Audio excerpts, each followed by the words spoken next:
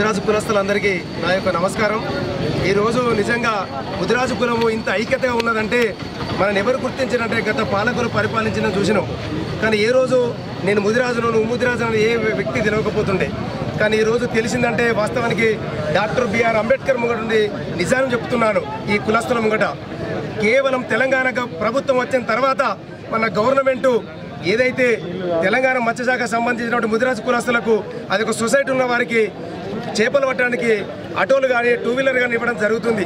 అప్పుడు నిజంగా మాకెందుకు రాలేదని మిగతా 18 సంవత్సరాలు నిండిన వాళ్ళు అందరూ అడిగినట్టయితే మీరు సొసైటీలో ఉంటే ఈ యొక్క సభ్యత్వం ఉంటేనే మీకు బండ్లు వస్తాయి, లేకుండా రాదని తెలిసినట్టయితే అప్పుడు మనందరం మేలుకున్నాం. అసలు ఈ జీవో ఏంది, ఇది ఎట్లుంటుంది అన్నారు.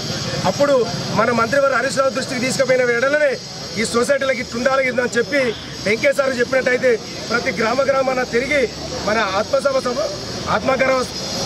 ఆత్మగౌరవ సభ సిద్దిపేటలో పెట్టినప్పుడు ప్రతి గ్రామానికి వెళ్ళి చెప్పడం జరిగింది. కొంతమంది గ్రామ పంచాయతీ వారికి పోయి మా సొసైటీ కావాలని చెప్పడం జరిగింది. అయినా చిన్నకోడు మండలంలో ఉన్నటువంటి మేజర్ గ్రామ పంచాయతీ ఇక్కడనే సొసైటీ లేదని మంత్రి గారి దృష్టిలో తీసుకుపోవడం జరిగింది. ఈ యొక్క చిన్నకోడు మండలంలో ఈ యొక్క గ్రామానికి ఇంకా వేరే విలేజ్లో లేనట్టు వారికి సుధా సొసైటీ ఏర్పాటు చేసి ప్రతి 18 సంవత్సరాలు నిండిన వ్యక్తికి ఏదైతే గవర్నమెంట్ ఇస్తున్నటువంటి ఆటో కావచ్చు, 2 వీలర్ కావచ్చు, ఏది ఇచ్చినా ప్రతి 18 సంవత్సరాలు ముదిరాజు బిడ్డకు చేరాలని తెలంగాణ ప్రభుత్వం కంకణం కట్టుకుంది.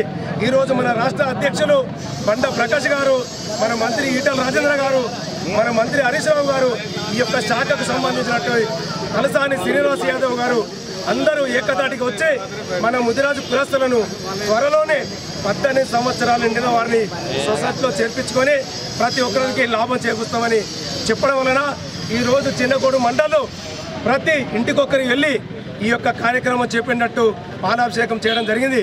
మా యొక్క ముదిరాజు కులస్తులు సార్, మేము అన్నము అంటే మాది పంచపాండవుల కులము, మాది పంచపాండవుల వంశము. మేము పంచపాండవులు అయితే ఏదైతే 5గురు ఉన్నారో, ఏదైతే అరణ్యవాసం పోయి మేము ఏదైతే రాజ్యం వెళ్ళామో, మేము మళ్ళీ మా ముదిరాజు కులస్తులను ఏకదాటికి వచ్చినాం. మేములను మీరు మీ యొక్క పిల్లలుగా కడుపులో పెట్టుకొని చూడండి. మేము ఏకదాటికి ఉండి మీ యొక్క ప్రభుత్వానికి పూర్తిగా మద్దతు ఇస్తాము. జై తెలంగాణ, జై ముదిరాజ్, జై ముదిరాజ్.